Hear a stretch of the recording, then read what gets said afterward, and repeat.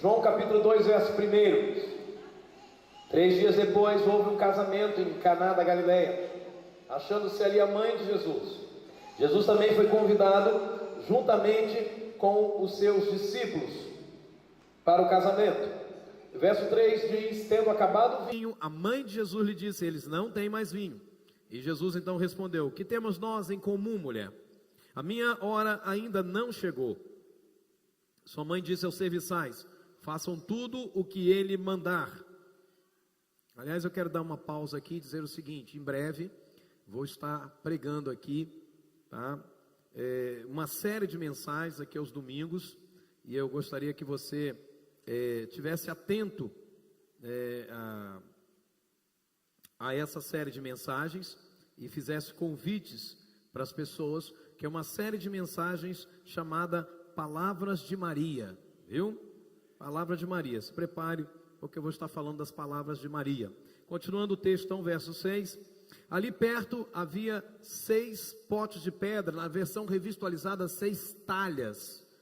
Você conhece o que é uma talha? Amém? Alguém já teve uma experiência de conhecer uma talha? Poucos de vocês. Eu conheço talha, irmão. Eu fui visitar minha avó uma vez e encontrei lá uma talha. Perguntei à minha mãe: o que é isso aqui? É uma talha. É uma espécie de vaso de barro, bem grande, como se fosse um grande filtro de barro, e ali você coloca a água fica resfriada ali, porque é de barro. No caso do texto, eram talhas de pedra, do tipo usado pelos judeus para as purificações cerimoniais. Purificações cerimoniais fala da entrada à casa das pessoas, lavar os pés, banhar-se antes das refeições, todo esse propósito. Em cada pote, em cada talha, cabiam cerca de 80 e 120 litros, né? Como algumas versões vão trazer 2 ou 3 metretas. A metreta é uma capacidade, uma medida de capacidade de cerca de 40 litros aproximadamente, ok? E o texto não diz, verso 7, disse Jesus aos serviçais: encham os potes com água. E aqui eu quero chamar a sua atenção para o verso 7, que é o último versículo que a gente vai ler do texto. Jesus disse: encham os potes com água. Diga comigo: Jesus falou para que os homens, os serviçais, enchessem os potes com água. Agora veja o que eles fizeram. E os encheram até a borda. Guarde isso no seu coração para que o Espírito traga revelação. Pai, esta é a tua palavra e uma vez mais estamos juntos diante do Senhor e diante dela. Deus, eu não tenho muita coisa para dar para essas pessoas, mas o teu Espírito tem. Eu assumo a minha incompetência para pregar esse sermão, mas ao mesmo tempo assumo a minha total dependência do teu Espírito, e creio totalmente que o Senhor vai fazer coisas grandes nesse lugar, em nome de Jesus. Eu oro, Deus, na dependência do teu Espírito Santo, e diante do Senhor, Pai, eu me coloco para que o Senhor faça isso, Deus, nessa noite, mais uma vez, que seja a suficiência de Cristo. Ó Pai, que eu seja apenas como esses potes de barro, esses potes de pedra, apenas um vaso onde teu Espírito Santo possa encher e habitar, em nome de Jesus. Amém e amém, Jesus. Amém. Glória a Deus. Você pode se assentar, mas deixe sua Bíblia aberta. O contexto desse texto nós já conhecemos, é um texto conhecido de muitas pessoas. Então esse é um texto que a gente vê muito casamento, Semana da Família, talvez alguém pregue sobre ele, ou mês da família, mas eu quero atentar junto com você para o verso 7, é que diz que Jesus deu uma ordem para que eles enchessem as talhas, e a Bíblia diz que eles encheram as talhas até a boca. Algumas versões dizem que eles encheram assim até quase transbordar, no limite máximo. Diga comigo: limite máximo. Meu irmão, encher até a boca é você usar o máximo potencial de cada talha. Quando eu encho um copo de água até a boca, eu estou usando o máximo potencial desse copo. Se eu coloco pelo meio, eu não uso o máximo potencial. Se eu também coloco acima, eu desperdiço. Se eu coloco abaixo do meio, eu não estou usando o máximo potencial. Quantos estão entendendo? Então o máximo potencial não é aqui onde está agora. O máximo potencial é até a boca. Diga comigo: até a boca. Preste atenção nisso, irmão. quando falamos de encher até a boca, falamos de atingir a plenitude, atingir o máximo, chegar lá no topo. Cada talha foi enchida até a sua plenitude, foi enchida até o máximo. Então todos os conceitos que eu quero trabalhar com você nessa noite, são conceitos do máximo, são conceitos da plenitude. E eu quero abordar nessa noite esse tema, 6 talhas vazias, é o que o texto diz.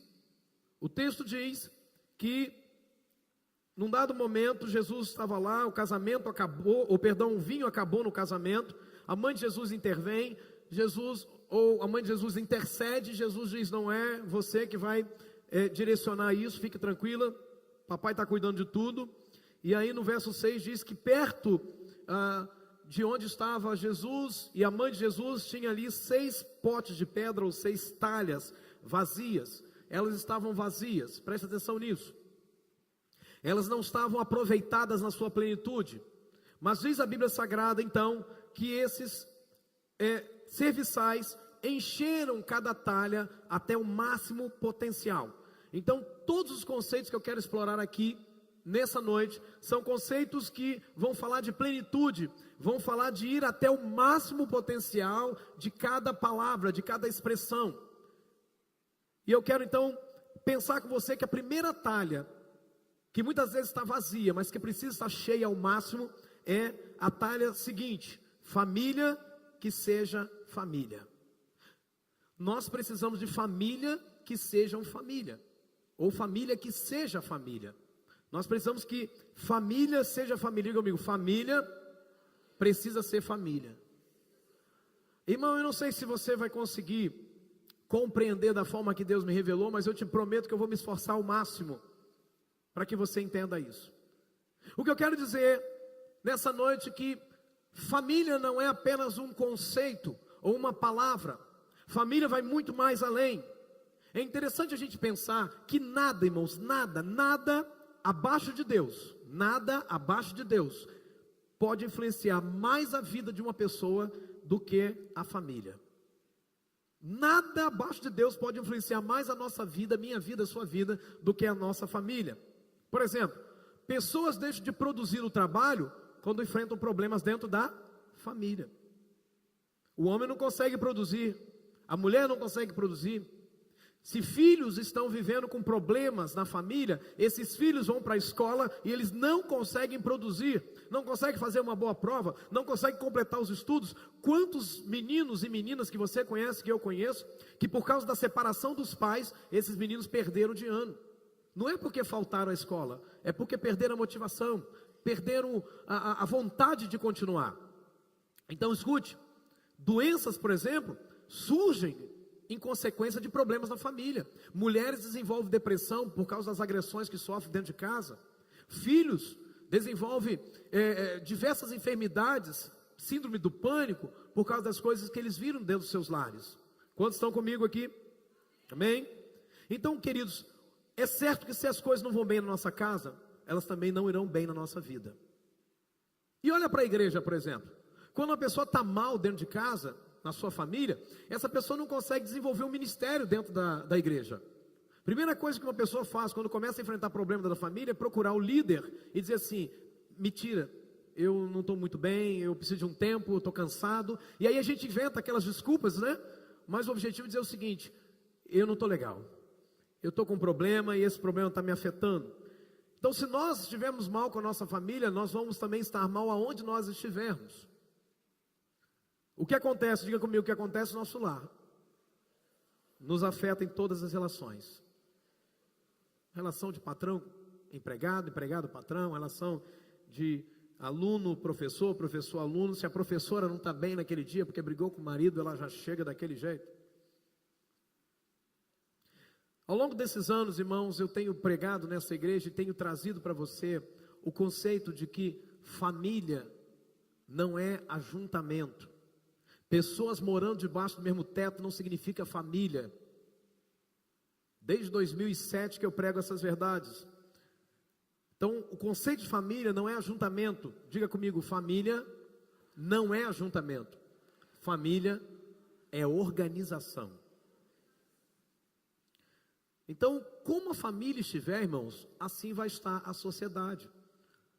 Quando a gente fala, por exemplo, sobre, tem violência em Boa Esperança, tem violência no bairro tal, essa violência, ela não é uma nuvem que está passando na cidade, mas é algo produzido por um homem, por uma mulher, por alguém. Alguém que tem uma família, alguém que às vezes sofreu violência no seu lar, alguém que porventura não foi bem disciplinado pelo seu pai, pela sua mãe, alguém que foi criado de forma libertinosa, ou alguém que tão simplesmente foi rejeitado, foi rejeitada. Então, em suma, a vitória ou o fracasso na vida de todo ser humano depende basicamente do êxito ou do fracasso na família. Por isso é necessário viver a plenitude de Deus em todos os aspectos da família. Irmão, fica tranquilo que o manto está sendo desenrolado, viu? Daqui a pouco começa a arder. Aí quando arder, irmão, você dá só uma mexidinha na cadeira assim, entendeu?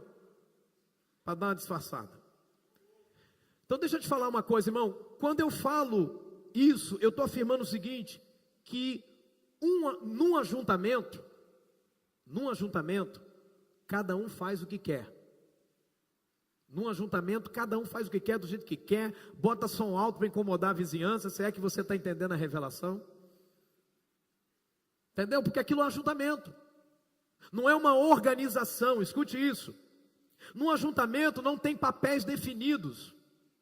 Num ajuntamento não há ordem, não há discernimento. Num ajuntamento não tem nem muito menos respeito.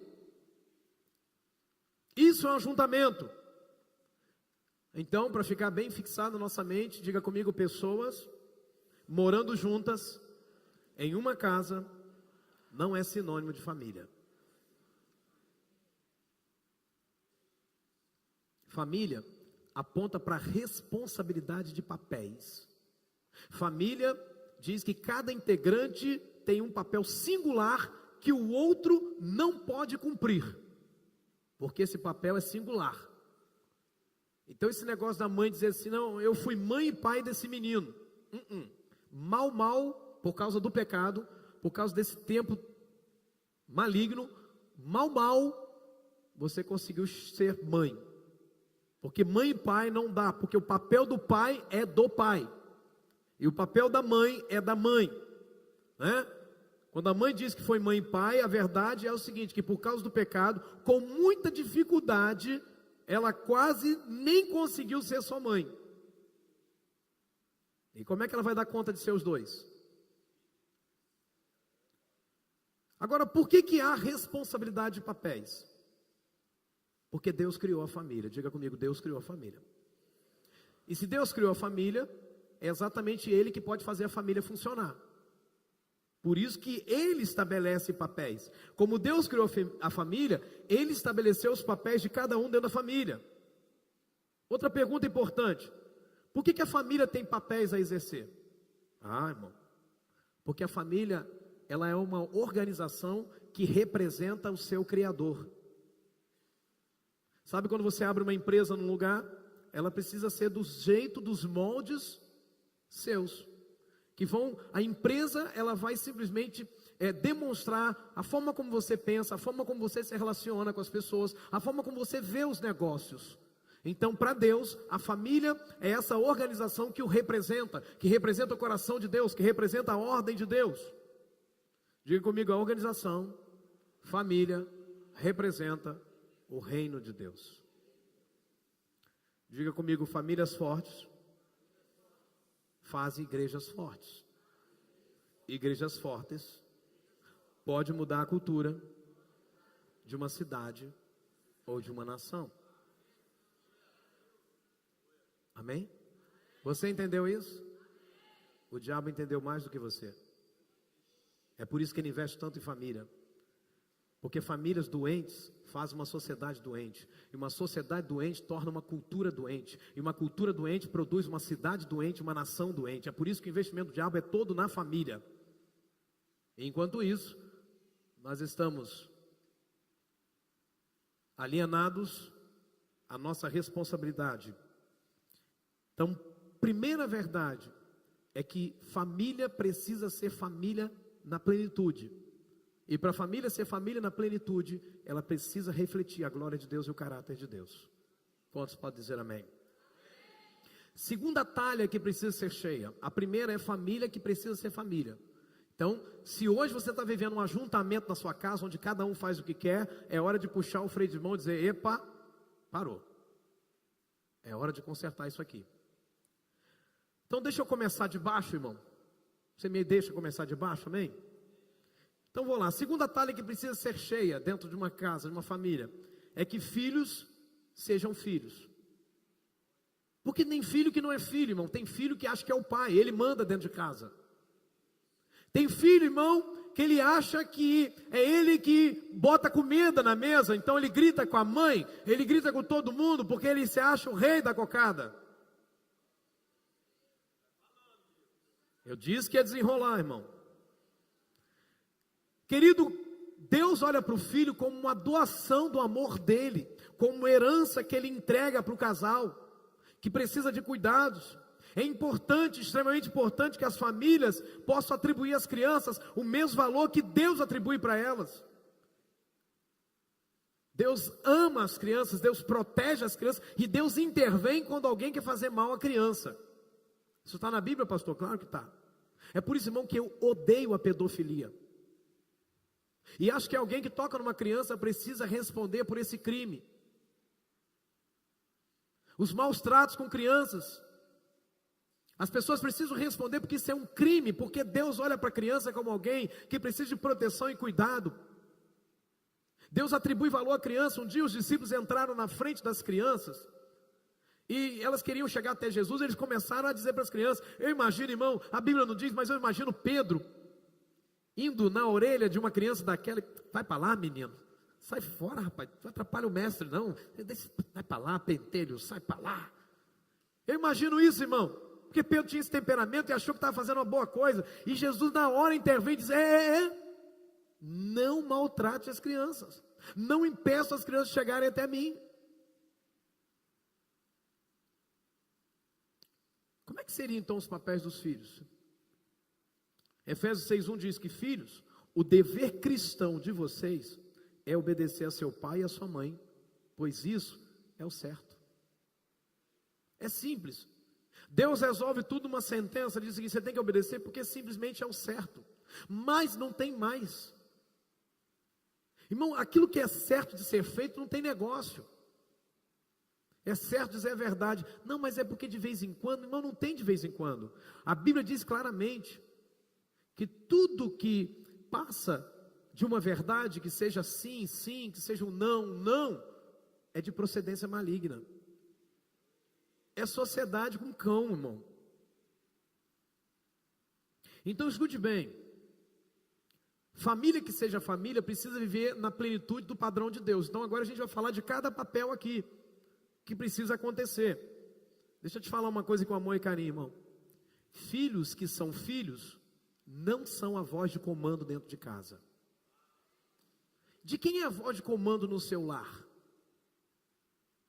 É o seu filho que começa a gritar, a espernear porque ele quer um tênis novo, aí você se mata e faz uma prestação que você não tem condição de pagar para dar o tênis para o abençoado.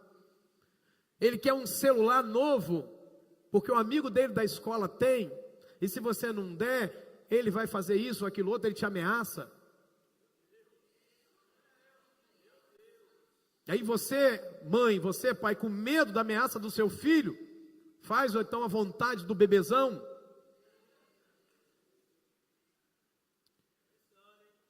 Filhos que são filhos, eles aceitam a disciplina dada por seus pais. Deixa eu te falar uma coisa, irmão. Quando uma disciplina é aplicada, e aqui eu tenho esse conceito, eu faço isso aqui na igreja, algo ficou errado, vamos lá, precisamos aplicar uma disciplina. Querido, ó, são 6 meses que você vai deixar suas funções, vai refletir sobre o seu arrependimento, que você não encontrou arrependimento ainda. Mas se durante o processo dos 6 meses a pessoa tem uma outra atitude, que não seja de arrependimento, que não seja de obediência, que não seja de sujeição, mas ela começa a quebrar, quando terminar os 6 meses, não adianta ela vir e falar assim, não pastor, eu agora terminei os 6 meses, eu quero voltar. Deixa eu te falar uma coisa, os 6 meses foi para aquele erro lá atrás, os outros erros durante o processo, aí é outra história. Porque tem pai e mãe que disciplina o filho, e no ato da disciplina, o filho sai esperneando, gritando do mesmo jeito. E o pai e a mãe dizem, não, já estou satisfeito, porque eu já corrigi. Não, se ele teve uma atitude que não foi a de submissão, que não foi a de respeito para com seus pais, que não foi aquela que aceitou a disciplina, uma coisa, diga comigo, uma coisa é receber disciplina, outra coisa é aceitar. Às vezes seu filho recebe a disciplina que você dá, mas no coração dele não aceitou. Porque um filho que aceita a disciplina, ele agradece ao seu pai e à sua mãe pela disciplina que recebeu. Eu ensino para Azar, filho, vem aqui agradecer o papai que ele te deu uma varada. Vem aqui agradecer o papai porque eu fiz para o seu bem.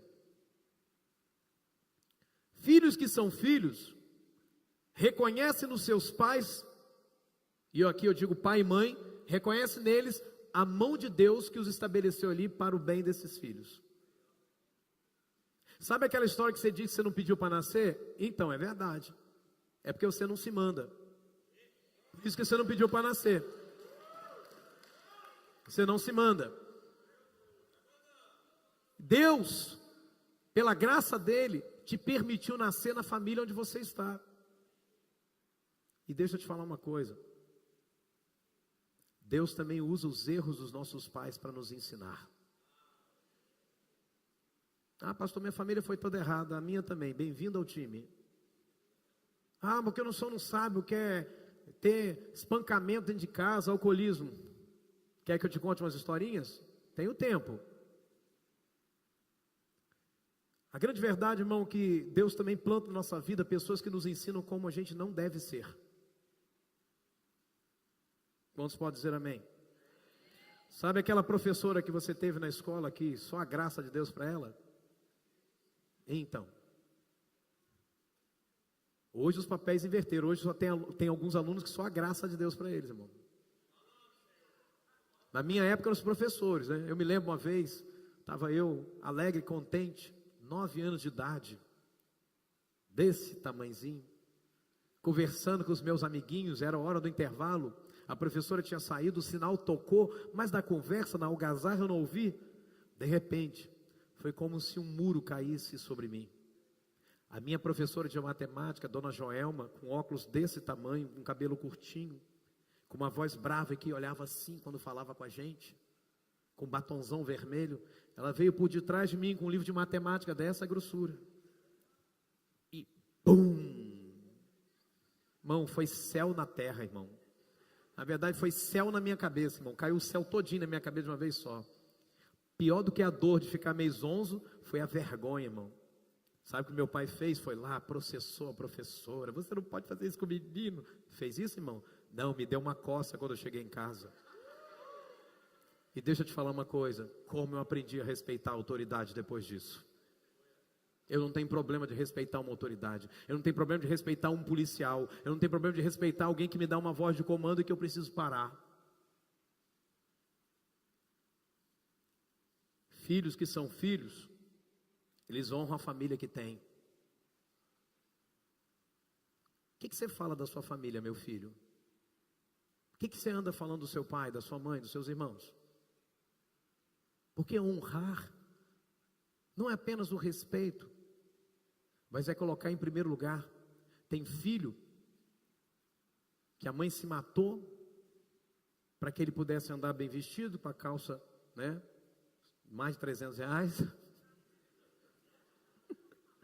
A calça para adolescente, né? É mais de 16 anos, é mais de 300 reais. E o Bolsa Família não dá para cobrir, né? Que até então o Bolsa Família é para botar comida na mesa de alguém. Não sabia que era para comprar calça. Mas esse é o Brasil, né? Que vai mudar. Amém? Porque a igreja está orando. E aí a pessoa usa a calça, a pessoa usa, mas a mãe está lá. O jovem já está com os dentes tudo em ordem, a mãe já não tem dente nenhum na boca. E o primeiro emprego que ele tem, ganhando bem, a primeira coisa que ele faz é comprar um carro para ele. Ele precisa primeiro voltar e honrar os pais que deram a oportunidade para ele estudar e ser alguém. Essa que é a hora que a mãe pega e dá um peteleco na orelha do filho. Mas não aqui, por favor. Filhos que são filhos de verdade, eles são gratos e não se envergonham dos seus pais. Sabe aquela coisa que a gente fica tentando imaginar se a gente fosse filho do vizinho? Tem gente que, meu sonho era ser filho do pastor. Ei, não é um bom negócio não, viu? Não é um bom negócio não, viu? A chapa esquenta, se pisar fora da faixa o negócio fica estreito. Mas nós precisamos, irmãos, ser gratos. Eu não entendi essa verdade até o dia que Jesus entrou na minha vida e mudou por completo esse conceito. Por isso que é necessário, irmãos, nós estamos vivendo no reino de Deus na igreja, para a gente realmente aprender como fazer as coisas. Meu velho pai morreu como meu herói.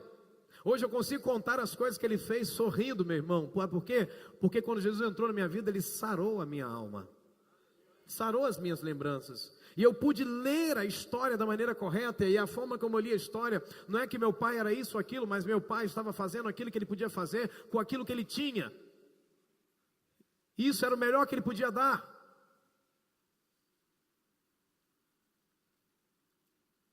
Filhos que são filhos são gratos. Você já agradeceu pela tua mamãe por ter lavado aquela cueca sua?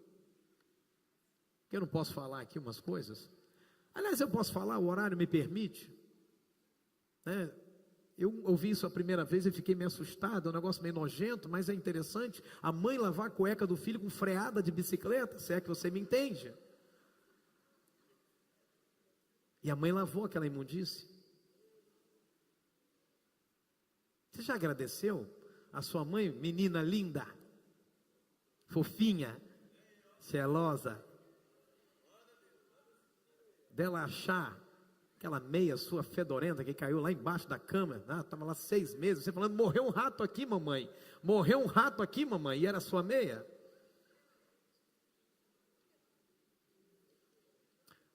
Irmãos, eu nunca vou esquecer o que a minha velha mãe fez, em vários aspectos, mas uma principal me marcou, foi o dia que ela recebeu um dinheirinho, para poder comprar, para poder pagar a passagem de ônibus, do local que ela trabalhava até a nossa casa, que dava mais ou menos uns 6, 7 quilômetros. O que ela fez? Ela não comprou a passagem de ônibus, ela andou a pé durante 4 dias da semana, e com o dinheirinho que ela andou a pé, que não pagou a passagem, ela comprou um helicóptero para mim e outro meu irmão, de plástico. Aquilo, irmão, foi uma marca tão profunda, e no dia do velório dela, eu tive a oportunidade de citar até um sermão que eu dei o título de coisas que eu aprendi com mamãe. Eu aprendi com mamãe que valorizar os filhos que você tem, amar os filhos que você tem e abrir mão daquilo que é confortável, que é direito. Isso é o que as mães de verdade fazem. Há uma frase que nós temos dito, e é verdade, nós não devemos nos preocupar com o mundo que nós vamos deixar para os nossos filhos, mas sim com os filhos que nós vamos deixar para esse mundo. Terceira talha que precisa estar cheia até a boca. Isso aqui é uma série de sermão, eu deveria pregar isso aqui em 6 semanas, mas não dá. Minha vontade de pregar, me diz que eu vou pregar nessa noite. Então, estou começando de baixo, tá, irmão? Para poder pegar os... Porque eu penso assim, irmão, se eu começar a falar dos homens no primeiro lugar, quando eu começar a falar das mulheres, os homens esquecem o que eu falei. E as mulheres vão ficar sentindo dor. Então eu vou começar falando das mulheres, depois eu pego os homens. E homem, não sai para ir ao banheiro não, porque eu estou falando com você. Uma mulher que seja mulher, essa é a terceira talha. Ah, querido, peraí, como é que uma mulher é mulher? Em geral, as mulheres sonham com um homem ideal. Preste atenção, calma aí. Elas sonham com um marido ideal, mas elas se casam com um homem real.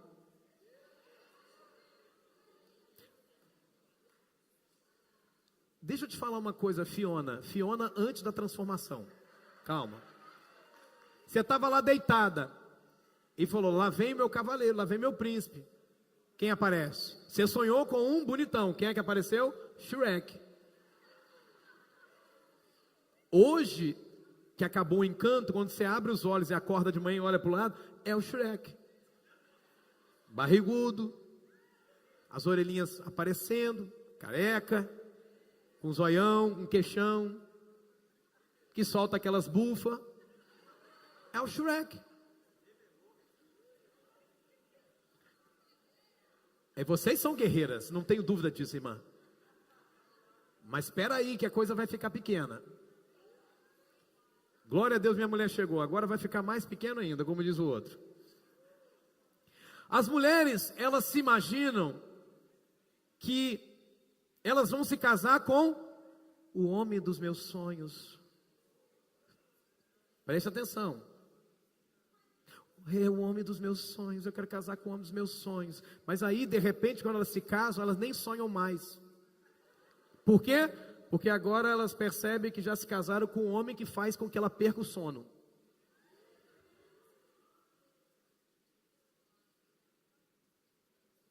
E aí, queridos, a coisa fica séria. De repente, a bela adormecida se transforma, sabe o quê? Numa mulher espartana. Aí a mulher quer sacar da espada. Quer falar mais alto em casa. Porque o sonho dela não se realizou, então agora tem que resolver com a espada.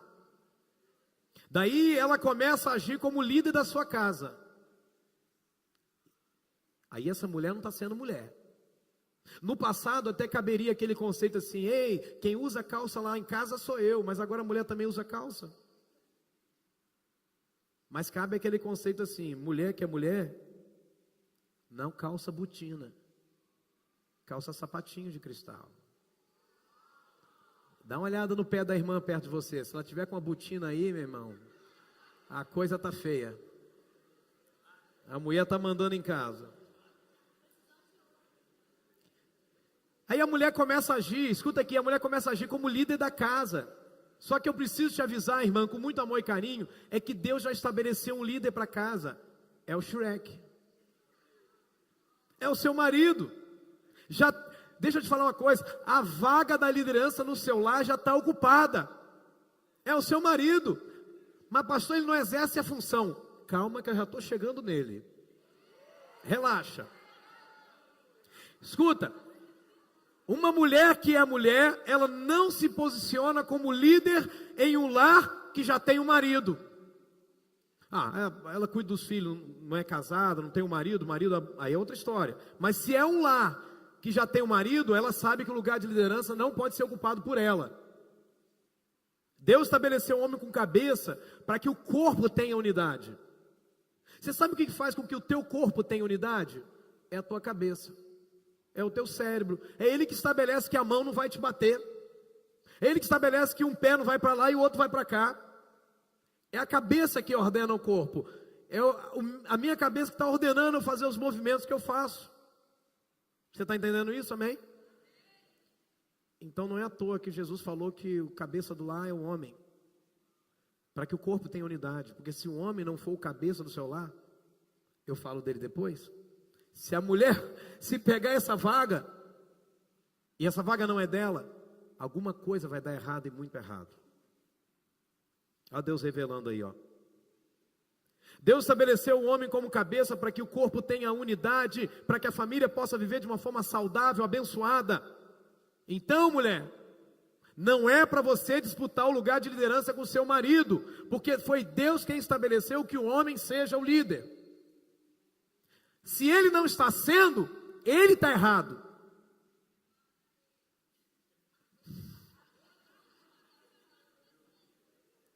Está falando aí. Segundo Samuel 6:20, Davi está voltando para casa. Depois de um tempo difícil. Assim como muitos homens voltam para casa depois de um dia de trabalho na roça. E ao invés de serem bem recebidos em casa, o que eles recebem é reclamação da mulher.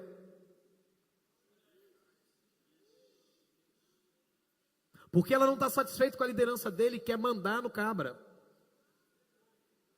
Em 2 Samuel 6:20 está escrito: quando Davi voltou para abençoar sua casa. Deixa eu te falar uma coisa, dá uma pausa aqui, olhe para mim, não anota ainda não. Quando o homem volta para casa, o lar fica abençoado, não é verdade? A mulher sabe que é isso. Minha esposa, quando eu viajo e ela fica com as crianças, ela já fica em desespero 3 meses antes de eu viajar. Porque ela sabe que a minha presença no lar abençoa o nosso lar. porque o homem é o sacerdote do lar. Então, quando Davi volta para abençoar sua casa, Mical, a filha de Saul, que é a mulher de Davi, saiu para encontrar-se com ele. E ela deu um beijo nele e falou: meu bem, que bom que você chegou, amém? Não, ela não fez isso. Ela disse: que bela figura fez o rei de Israel, descobrindo-se hoje, tirando a roupa, aos olhos das servas dos seus servos, como sem pejo se descobre um vadio qualquer. Mulher, tu está reconhecendo esse linguajar? Se você fala assim é porque você está com o espírito de Mical. Mas deixa eu falar uma coisa, Mical não gerou filhos até o dia da sua morte, porque quem age com o espírito de Mical fica infértil. Quem age com o espírito de Mical não produz vida, morre sozinha. A mulher sábia edifica o seu lar. Em Provérbios 14:1 diz que a mulher sábia edifica a sua casa, mas a insensata com as próprias mãos derruba. O que eu mais tenho visto é mulher sem sabedoria destruindo o seu lar. Meu irmão, deixa eu te falar uma coisa, minha irmã, melhor dizendo, minha irmã, deixa eu te falar uma coisa. Se tem um sujeito fácil é o homem. O homem é fácil, ele parece que é difícil, mas é um... Não ia falar banana, não posso falar banana. Eu quero falar assim, banana assim, porque é molinho, entendeu? Não porque é bananada, entendeu? Você me entende. Mas o homem é fácil de você levar. O homem não resiste ao carinho, irmão. Irmã, pega esse sujeito e faz um cafuné nele. Apronta aquela noite, entendeu? As crianças já saíram já, né? Que solta o perfume no ar. Bota as luzinhas coloridas para funcionar. Se precisar, a gente empresta essas luzes para você levar. Irmã, o homem não resiste sem ser bem cuidado.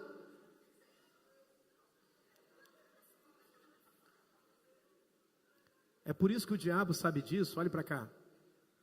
Aí pega aquela abençoada lá do mundo, e ela começa a elogiar: nossa, cabelo bonito seu hoje, hein? Nossa, que barba bem feita, eu gosto de homem com barba.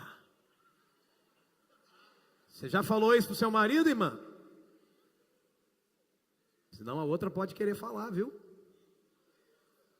Irmã, deixa eu te falar uma coisa, irmã. Teve uma irmã que uma vez me procurou e falou assim: pastor, a minha mãe me ensinou o seguinte: nunca deixe o seu marido sair de casa sem antes fazer o lanche em casa.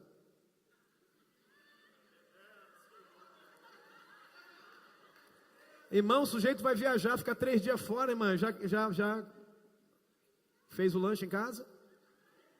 Ah, mas não dá tempo, irmã. Discipuladora é para quê, irmã? Deixa na casa da discipuladora, irmã. A casa da sogra.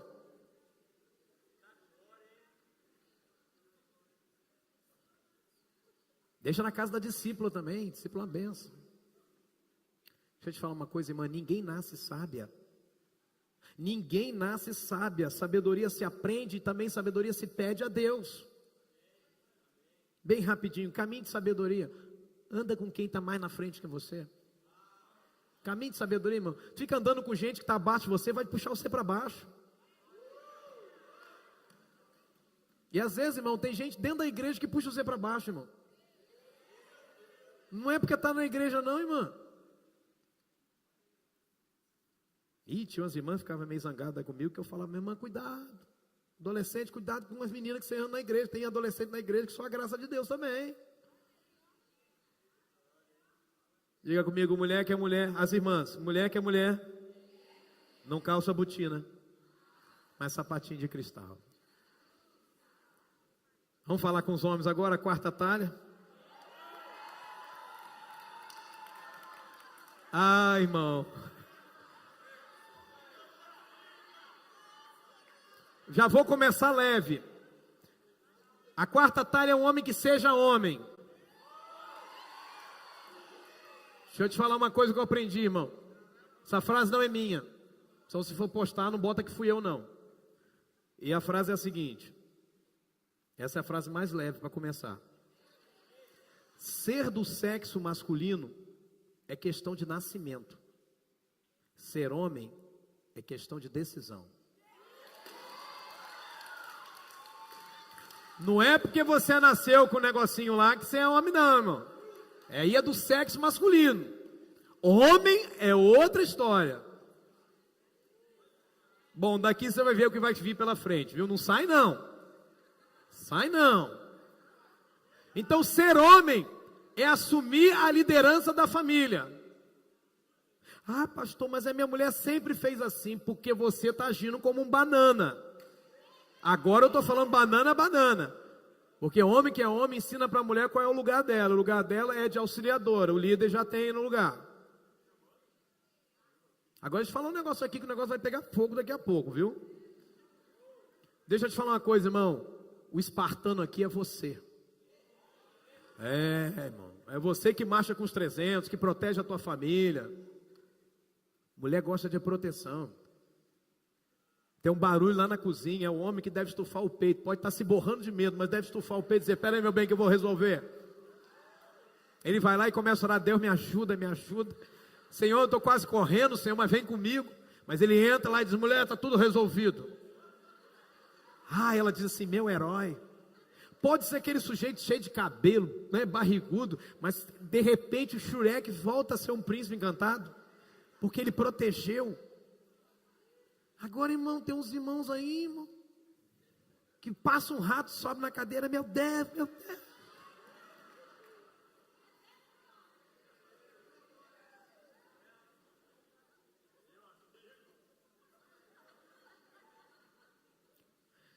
Primeiro Timóteo, Deus fala o que ele espera de mim e de você, homem.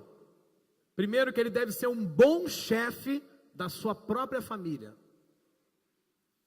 E saber educar os seus filhos de maneira que eles lhe obedeçam com todo respeito. Não é com medo de você, é com respeito. O que é chefe? Diga comigo, chefe é o que governa, é o que está à frente, é o que preside, é o que cuida. Mas não basta ser chefe, tem que ser um bom chefe. Fala comigo, não basta eu ser chefe, eu tenho que ser um bom chefe. E o que é bom, irmão? No original é excelente, corretamente, de forma que não deixe espaço para reclamação.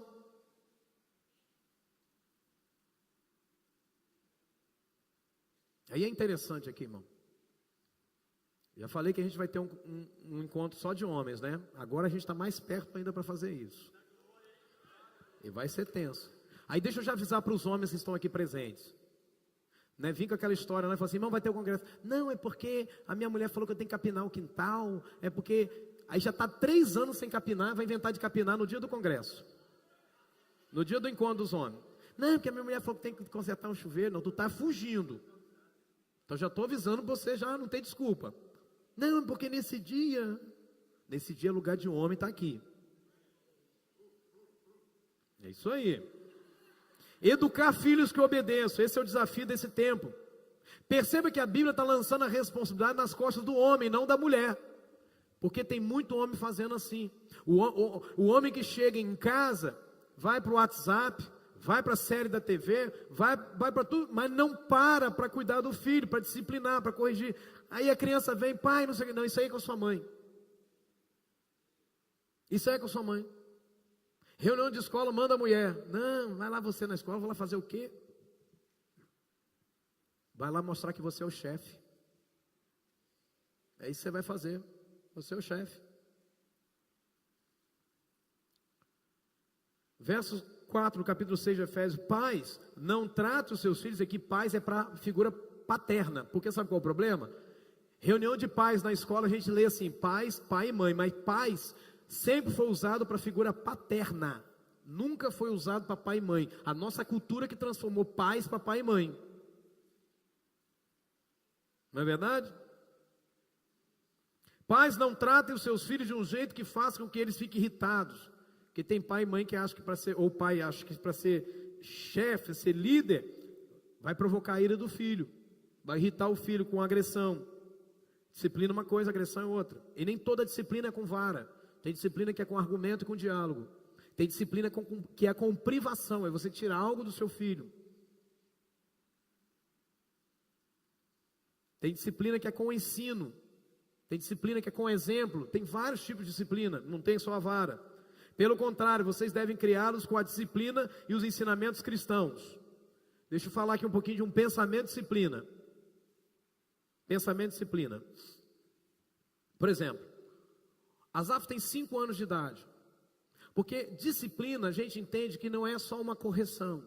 A disciplina é quando você treina para romper limites. Por exemplo, quando a Bíblia fala que um atleta é disciplinado, não é que esse atleta vive recebendo varada. É porque ele é tão disciplinado que ele sabe dizer não para algumas coisas. Ele respeita limites que ele tem que respeitar. Ele rompe com limites que ele tem que romper.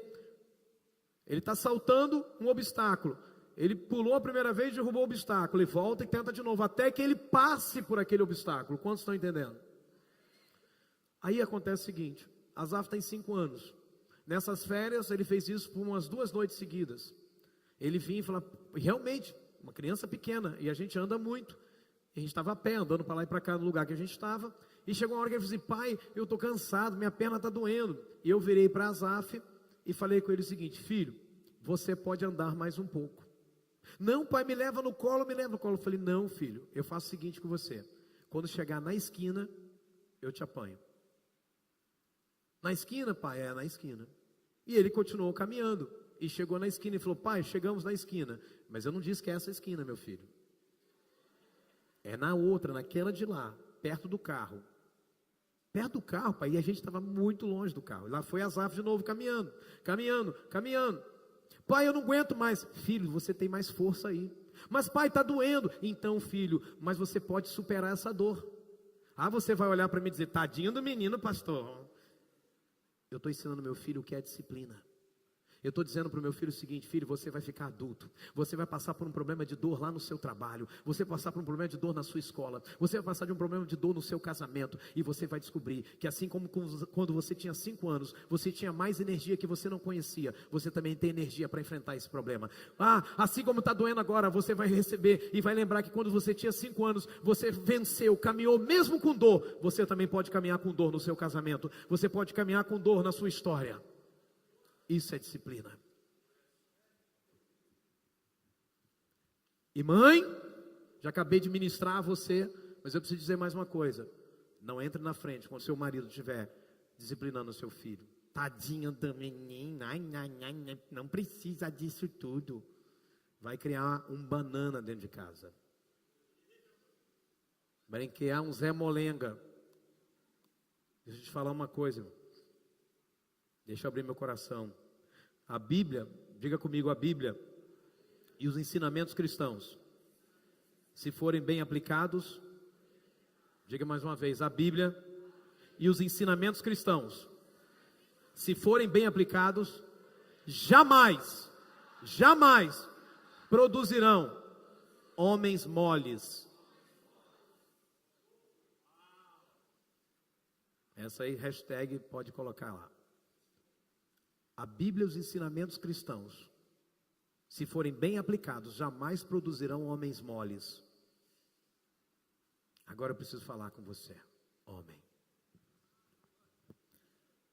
Eu estava num encontro com pastores, líderes, e aí eles falando lá, um pastor levantou e falou assim, irmãos, falando dessa ausência do homem na igreja. Ele falando que na igreja dele, quem lidera os ministérios são as mulheres. Quem faz isso são as mulheres. Eu comecei a ficar assim, rapaz. Aí chegou uma hora que ele falou assim, irmãos, nossa igreja estava de mudança essa semana. Nós mudamos de um ponto para outro. E marcamos um mutirão para ajudar a fazer a mudança. Tinham lá 16 mulheres e 3 homens.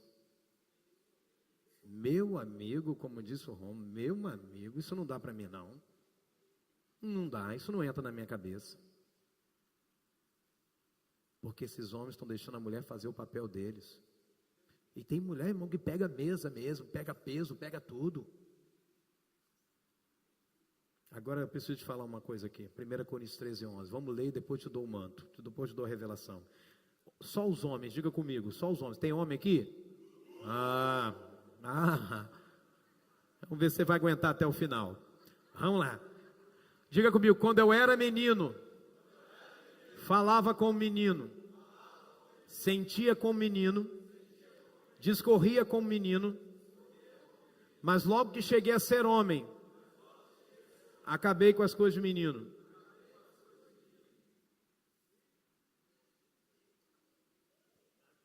Vai, deixa Deus falar com você. O que Deus está falando com você? Está aí no texto, irmão. Diga comigo, ser homem não é ser menos feminino. Pode falar, irmão, porque tem gente que acha que ser homem é aquela coisa bruta, né? Aquele camarada que com a sobrancelha, os cabelos estão tudo já, o cabelo da orelha, o cabelo da nariz, né? Parece um ogro, né? Irmão, ser homem não quer dizer que você é porque a pessoa é delicado, não é homem. Peraí, isso não é sinônimo de ser homem. Diga comigo, ser homem é ser menos menino. Porque tem um monte de homem que se comporta igual criança dentro de casa. Começa a ter dificuldade com a esposa, pega as malinhas, vai para casa da mamãe. Bebezão. Vê se cresce, deixa de ser menino, rapaz. Quando a coisa aperta, corre para a mamãe, corre para o papai. Você não casou? Você é o líder, rapaz. Cuida da sua casa. Cuida da sua família. Esse negócio, não, eu vou para casa da mamãe, meninão, bebezão. Pega a pepeta ali, vá.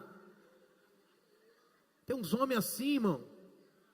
Deixa eu te falar uma coisa, irmão. Quando você trai a sua esposa, quando você pensa em trair a sua esposa, você está deixando de ser homem, está virando menino, moleque. Moleque, você é coisa de moleque. Porque moleque faz essas coisas, porque homem que é homem, respeita a mulher que tem, respeita a palavra que deu. O homem tem palavra. Deixa eu te falar isso. Deixa eu te falar isso. Eu preciso te falar isso. Eu preciso te falar isso. Já entendeu já? Homem que é homem, mantém a palavra que tem. Meu pai me ensinou isso. Meu pai virou para mim e falou assim: você nunca viu alguém vir na minha porta me cobrar? Ele falava assim, ele começava fazendo assim: eu sou pobre, eu ganho um salário mínimo, meu filho, mas você nunca viu ninguém bater na minha porta cobrar a mim por nada. O dia que você ficar devendo alguém passar na porta te cobrar, eu te quebro no pau. Eu falei: tá entendido, papai? Já entendi o que é ser homem. Porque homem honra a palavra que dá. Você não deu palavra que ia amar essa mulher? Você não disse que até que a morte separe? Então, se você não quer continuar, morra. Quer trair, morra então. Porque isso é palavra. É ser homem. Porque olha só, diga comigo, o nome está ligado à palavra. A palavra está ligada ao nome. Se você não tem palavra, você perde o seu nome. Você já perdeu o seu nome.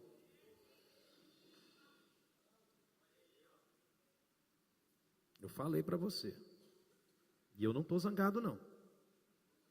Seja menos menino e mais homem. O que faz a gente ser homem, irmão, não é a gente extravasar a raiva que a gente às vezes sente. O que faz a gente ser homem é a gente manter o controle. Tem uma frase para covardia que eu acho o máximo. É de um camarada que eu admirava e ainda admiro por princípios, que é o Bruce Lee. Ele diz o seguinte: covarde não é uma pessoa que evita um combate. Covarde é uma pessoa que, mesmo sabendo que é superior, ataca e fere o mais fraco. O conceito de covarde é esse.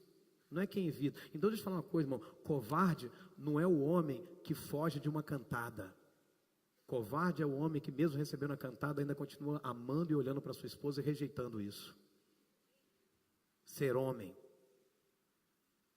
Covardia não é você se render a uma cantada, ou fugir de uma cantada. Covardia é você se render à cantada. Você está entendendo, irmão? É uma covardia fazer isso com a esposa. Porque existe um homem papagaio, homem urubu e homem águia. O homem papagaio que ele fala assim: eu vou mudar, eu vou parar com isso, e nunca para. Seu papagaio. Está sendo depenado já. O homem urubu é aquele que só fica sobrevoando a carniça. Tudo está ruim, tudo está podre, tudo está estragado, não tem jeito, é porque é assim, é assado, reclama de tudo, mó murmurador. É o homem urubu. E o homem águia ele vê além, diz assim: tá para mim, é hora de mudar, chegou a hora de eu alçar altos voos, eu vou para cima porque eu sou o homem águia. Amém? E deixa eu falar nessa noite, eu não prego para homem papagaio, eu não prego para homem urubu, eu prego para homem águia. Tem homem águia aqui? Amém.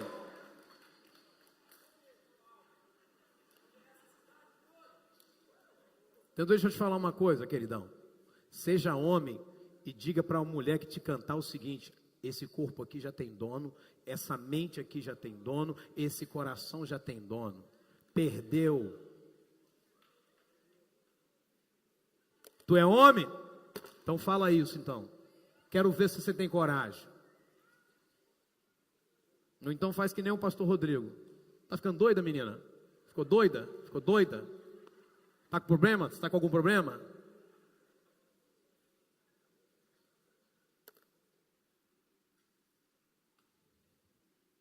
É melhor que a sociedade te acuse de ser gay do que te acuse de ser covarde.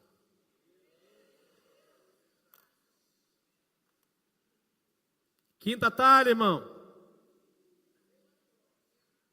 Já estava bom por aqui, né? Melhor a gente orar e ir embora, né, irmão?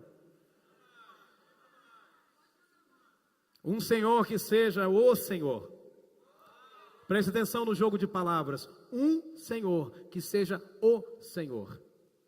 Preste atenção. Se o Senhor não edificar a casa, em vão trabalhos que edificam. Se o Senhor não guardar a cidade, em vão vigia a sentinela. Inútil vos será levantar de madrugada, repousar tarde, comer o pão que penosamente granjeastes, porque aos seus amados ele dá enquanto dormem. Deixa eu te falar uma coisa: quando nós fazemos do Senhor o nosso Senhor, a verdade é que há um caminho melhor para viver o que a gente quer viver. O que o texto está dizendo é o seguinte: você rala, você se esforça para fazer mudança, você se esforça para ter uma família melhor, você se esforça, mas é inútil, você trabalha em vão. Mas se o Senhor é o Senhor, se o Senhor é o Senhor, então, irmão, Deus está provendo para você saída, recursos, bênçãos em todos os limites.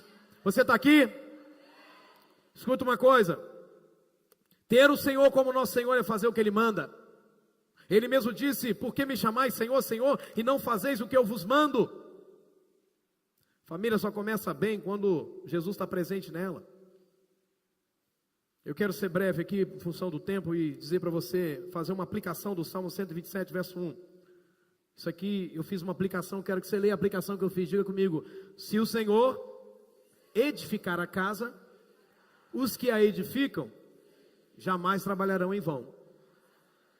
Se você pegar o versículo e mexer na ordem dele, é isso que você vai encontrar. Porque o texto diz: se o Senhor não edificar o lar, em vão trabalham os que edificam. Então eu posso dizer que se o Senhor edificar o lar, os que a edificam jamais trabalharão em vão. Deus não pode ser figurante de sua família, Ele precisa ser o diretor. Porque para alguns Deus é só o figurante, é a Bíblia em cima da estante, é a musiquinha lá no fundo tocando, mas na hora de obedecer a palavra não. Por quê? Porque guarda rancor, porque não perdoa, porque não cede, porque não obedece, porque não submete, porque não honra, enfim. Aí Deus está sendo só o figurante. Última talha, é que cada um da família precisa ser, ou precisam ser pessoas que sejam cheias do Espírito Santo. Irmão, deixa eu te falar uma coisa.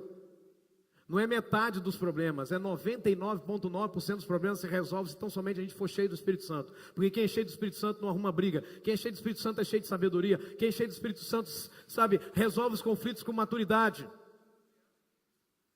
Deus quer te encher com o Espírito Santo, Ele é água viva. Amém? Fique de pé comigo, João capítulo 7, versos 37 a 39. No último dia, o grande dia da festa, levantou-se Jesus e exclamou: se alguém tem sede, venha a mim e beba, porque quem crer em mim, como diz a Escritura, do seu interior fluirão rios de água viva. Isso é promessa. Agora escute, estou adiantando até um pouquinho o sermão de terça. Primeira coisa para você beber da fonte de água viva que é o Senhor, sabe qual é? Ter sede. Problema, sabe o que, irmão? Que a gente tem um conceito errado. Você acha que você entregou a vida para Jesus, você já bebeu da fonte. Não. Porque sede é uma coisa que eu tenho hoje, tenho amanhã, tenho depois da manhã, tenho daqui a pouco, eu estou até com sede agora. O que Jesus está falando é o seguinte: toda vez que der sede da minha presença, venha a mim. Não procure outros caminhos, venha a mim. E o texto é claro. Isto ele diz com respeito ao Espírito que haviam de receber os que nele crescem, pois o Espírito até aquele momento não fora dado, porque Jesus não havia ainda sido glorificado.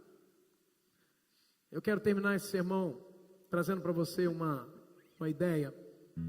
O texto diz que Jesus transformou a água em vinho. Amém? Você está aqui? E que quando o mestre Sala, ou o mestre Cerimônias, provou da água transformada em vinho, ele falou uma frase. Qual foi a frase que ele falou? Qual foi a frase? Qual foi a frase? Então olha para a Bíblia, irmão. Qual foi a frase?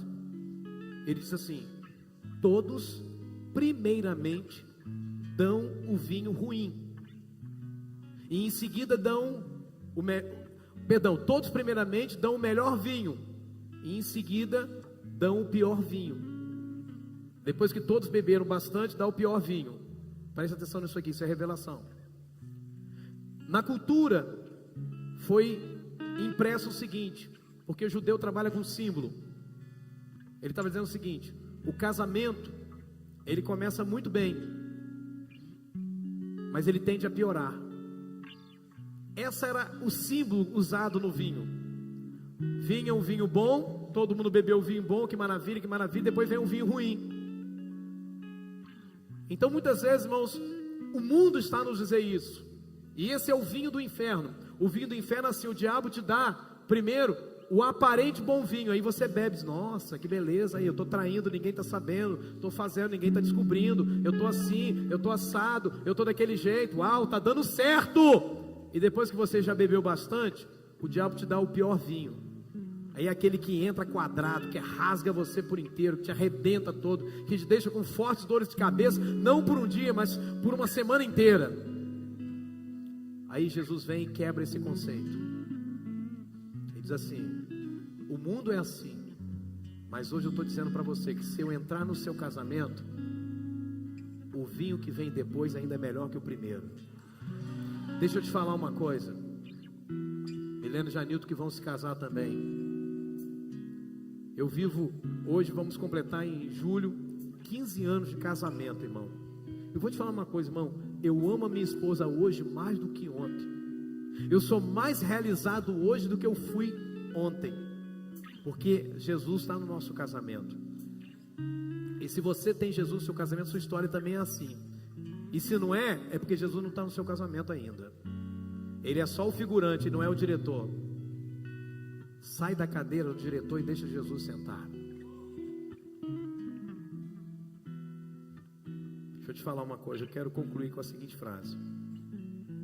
Eu sei que nessa noite você já está tomando decisão. Tem uns homens que estão sendo até mais valentes que hoje. Amém? Tem as mulheres que falam assim: agora mesmo que eu vou deixar tudo para ele resolver. Mas deixa eu te falar uma coisa, você já tomou decisões, amém? Amém? Mas eu preciso te dar uma frase. Diga comigo: mais importante do que decidir. Diga mais uma vez: mais importante do que decidir é perseverar no que se decidiu. Quantas decisões você já tomou de mudança? Só que não perseverou nelas, né? Por isso você está aqui hoje, ouvindo algumas coisas que estão doendo em você. Então deixa eu dar um conselho de quem ama: não apenas decida, persevere naquilo que você decidiu. E vamos passar para a próxima fase. Glorifica ao Senhor com seus palmas em nome de Jesus.